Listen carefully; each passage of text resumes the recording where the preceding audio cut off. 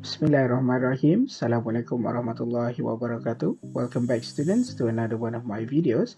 So today I will be talking about future perfect tense. Okay, in this lesson, you can refer to your textbook on page 63 and also the the grammar reference part of your textbook, which is on pages 167 and 168.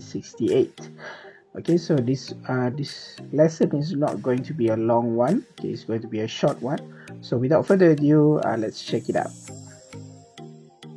Okay, so this is future perfect simple tense. Okay, it is a quite a long name. Okay, it is not the same as the future simple tense. Okay, because there are a lot of differences with these two tenses. Yeah. Dalam future perfect simple tense, dalam future simple tense, okay, you don't have to worry about the singular and the plural matter of your subject, because after the word will, you have to use the infinitive verb.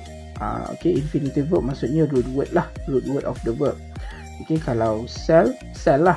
Okay, you don't have to add any s. Okay, that is for future simple tense. But when it comes to future perfect simple tense, it is the same as other perfect tenses. Okay, macam present perfect tense, past perfect tense.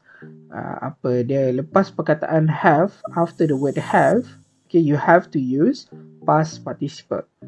Okay, past participle ni for regular verbs. Okay, contohnya macam sold. Okay, as the words that the verbs that you can see in this example. Okay, sold, live, travel. These are regular verbs. Okay, regular verbs have the same past participle form as the past tense form. Okay, so dia just tambah d. Okay, kalau live tu you just have to add d at the end. Okay, kalau travel, the last word you have to put another letter, and then you add ed. Okay, same goes with the past participle. But some of the verbs, we call it irregular verbs. Okay, it doesn't have the same past participle form and the past tense form. For example, the word the word write. Okay, the past tense of for write is wrote, and the past participle for it is written. I'm sure this has been I've been mentioning this in previous lessons before. So if you want to refer to those irregular verbs, you can refer to your textbook on page 178 and 179. Okay, so now we are focusing on future perfect simple tense. Okay, so as the word perfect in the name suggests, okay, this tense deals with matters that are perfectly mentioned in terms of time. Okay, in other words, we are going to mention exactly the point of time in the sentences. Okay, dalam ayat tu kita akan mention lah, kalau future simple tense kita tak sebut. Okay, macam ada satu tu, without any evidence, kan, making predictions without any evidence, and we did not mention exactly when. Okay, but when it comes to perfect tense, we are going to mention in terms of time, it's going to be more detailed. Okay, so let's now focus on the formula first. Okay, past participle, as I mentioned before. As for the subject, it can either be I, you, she, it, we. Okay, if it's negative, then you have to add not between will and have.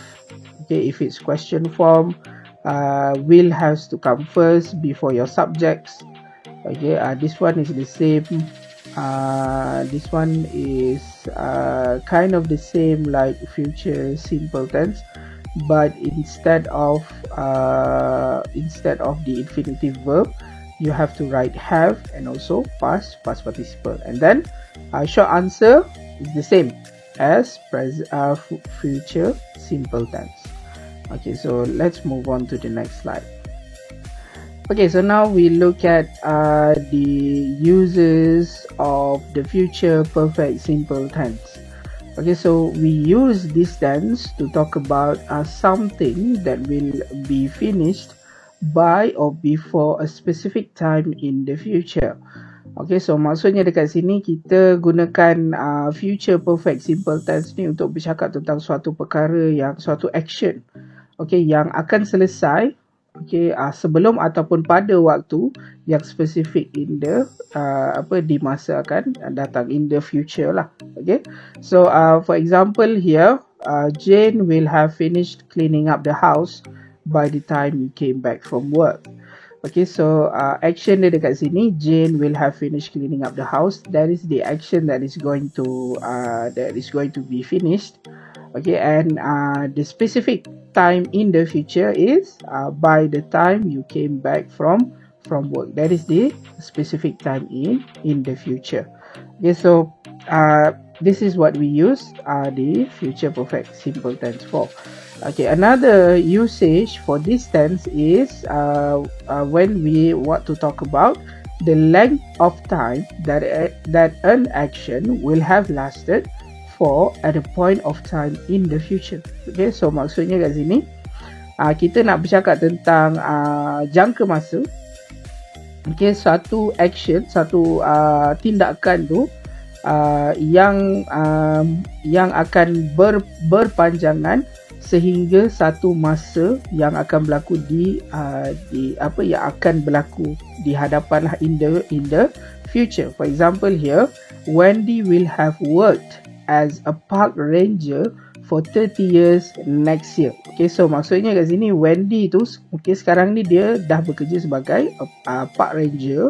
Okay, dan kita nak bercakap tentang kalau benda ni berlaku sampai next year. Okay, Wendy dah bekerja sebagai park ranger tu selama 30 tahun. Okay, so that is the meaning of this sentence. So Wendy will have worked as a park ranger for 30 years next year. So next year cukup 30 tahun. This year maybe not lah. Okay, so this is another usage of future perfect simple tense. Okay, so I hope you understand from this example. So let's move on to the next slide. Okay, so aside from future perfect simple tense, we also have to talk about future perfect continuous tense. Okay, so as the name suggests, okay, berdasarkan pada nama dia tu ada perkataan continuous. Okay, so it is a bit different from future perfect simple tense. Okay, perbezaan dia dekat sini satu, kalau tadi simple tense, lepas perkataan have, after the word have you only have to add past participle. Okay, but for this one, as the name suggests, continuous kan, so maksudnya verb mesti plus dengan ing. Okay, it is the same, it is quite similar to future continuous tense. Okay, cumanya perbezaan dia dekat sini, future continuous tense cuma ada will dengan be.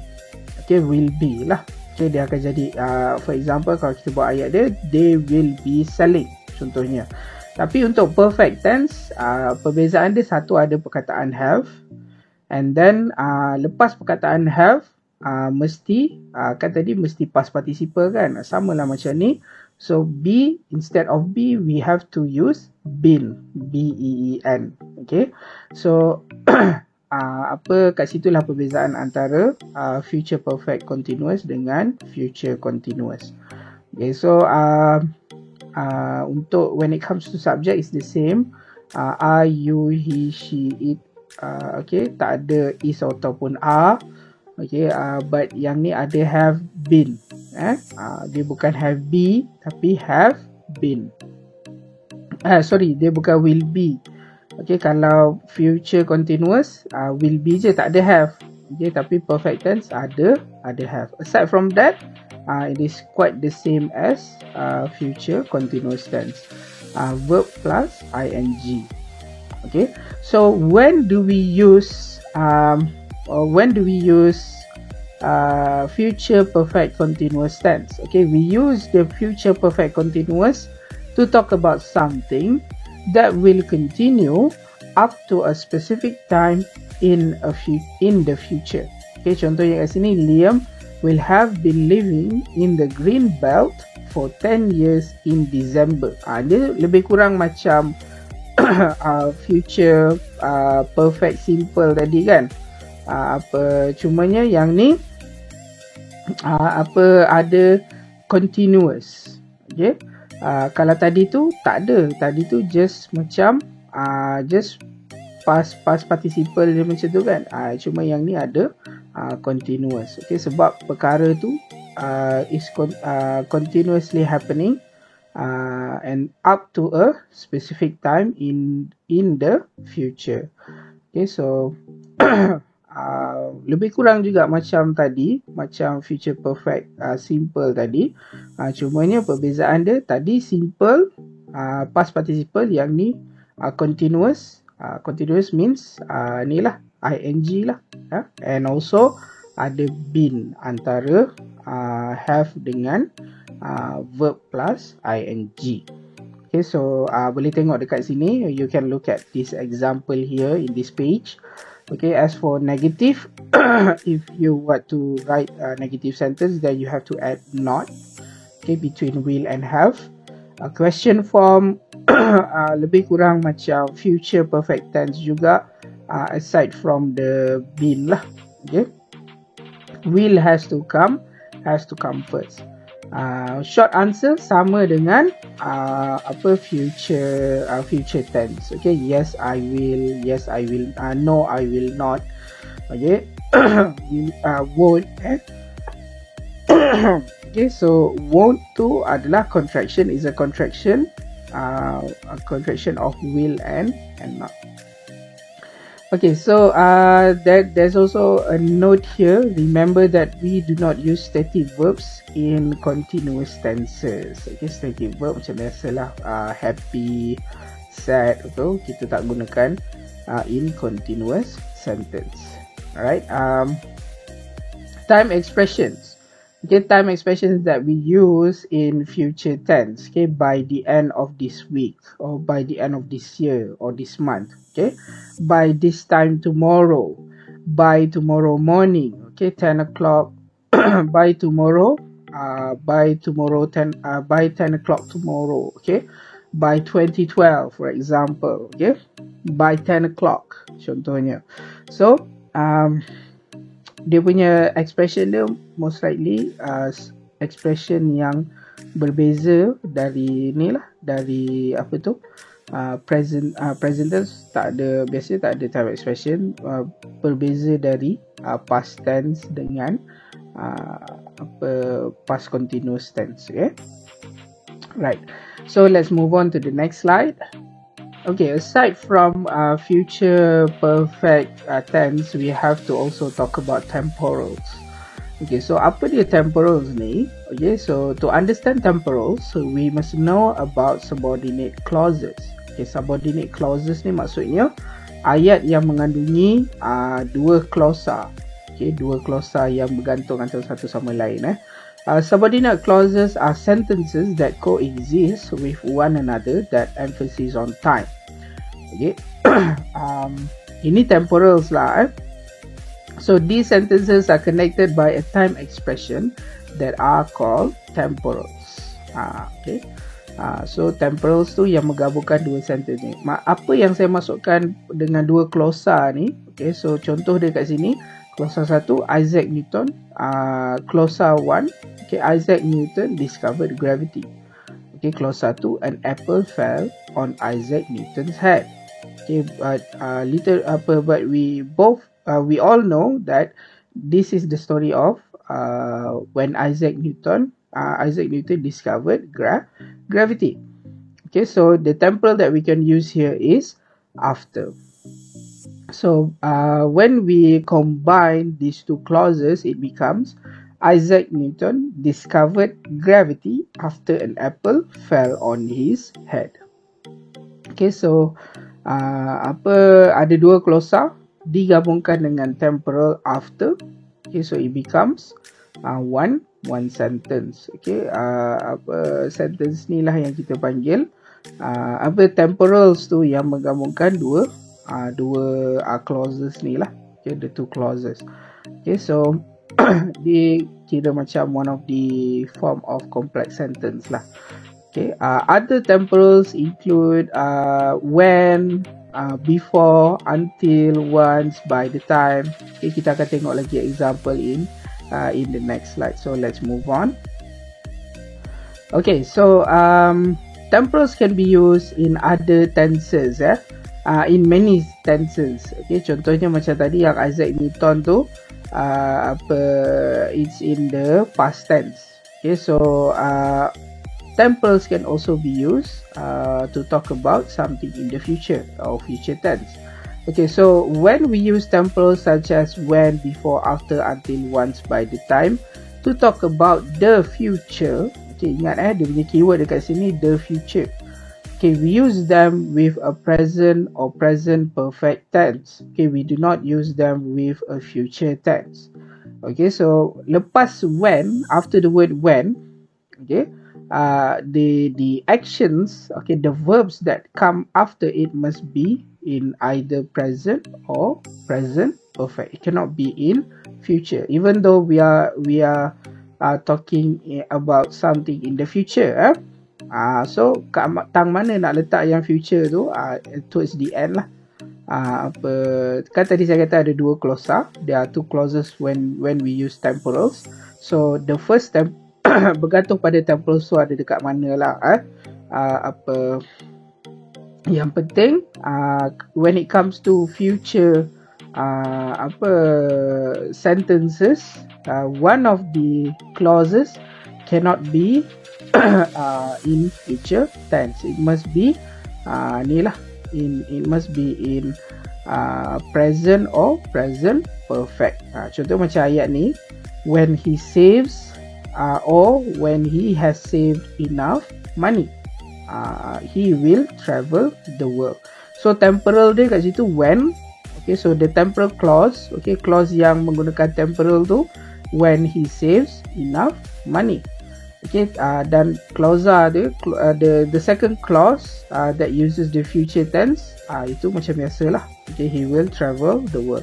Kita juga boleh switch ayat ni, dia boleh jadi kita boleh tukar daripada he will travel the world when he saves enough money is also correct. Okay, tapi kalau kita nak guna when tu, kita kena letak koma lah dekat ujung first clause tu. Okay, so this one normally biasanya awak akan guna he will tu dekat depan lah. Okay, the future tense dekat depan, temporals tu dekat belakang. Okay, so kalau kita if you when we rearrange these sentences, when we rearrange these clauses, there is a reason for it. Kena ada sebab kenapa kita arrange it accordingly. So okay, so tadi kita cakap pasal arrangement tu kan. Okay, so we use a present perfect tense to emphasize that the first action will be finished before the other one starts. Okay, so maksudnya kat sini apa contohnya, we will start cleaning up when the storm has passed. Okay, so ada dua action kat situ. Satu, start cleaning up, and the other one is the storm has passed. Okay, so kita akan letak dia punya temporal tu dekat belakang. Apa contoh kat sini, we will start cleaning up when the storm has passed. Okay, when tu dia punya temporal clause dia. Temporal clause ni kita letak dekat belakang sebab kita nak fokus on the first action. Okay, to emphasize that the first action will be finished before the other action, before the other one starts. Okay, so ayat dia kat sini actually is apa kita boleh tulis juga sebagai we will wait for the storm to pass first and then we'll start cleaning up. Okay, tapi sebab kita nak fokus pada our focus is on the cleaning up. Okay, we want to emphasize on the cleaning up time.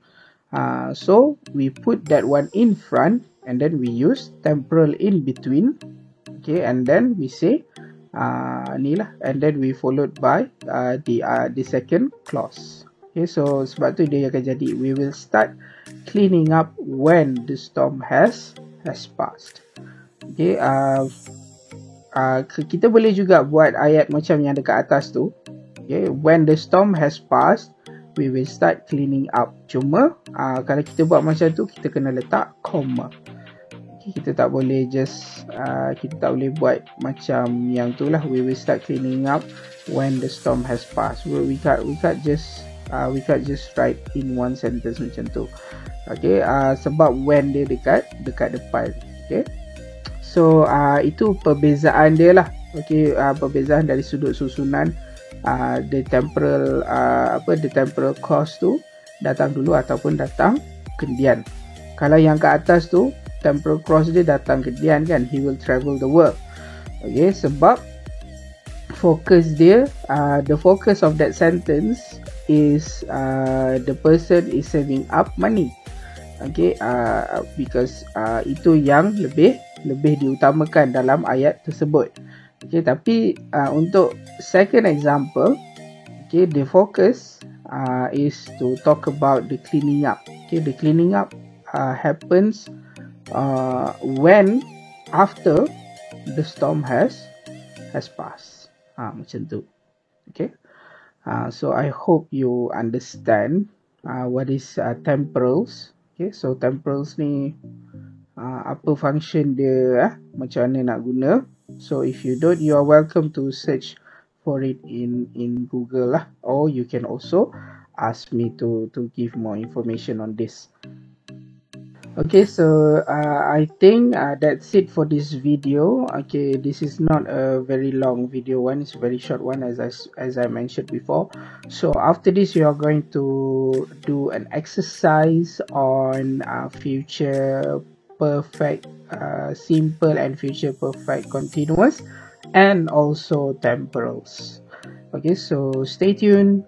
Thank you for watching. Assalamualaikum warahmatullahi wabarakatuh.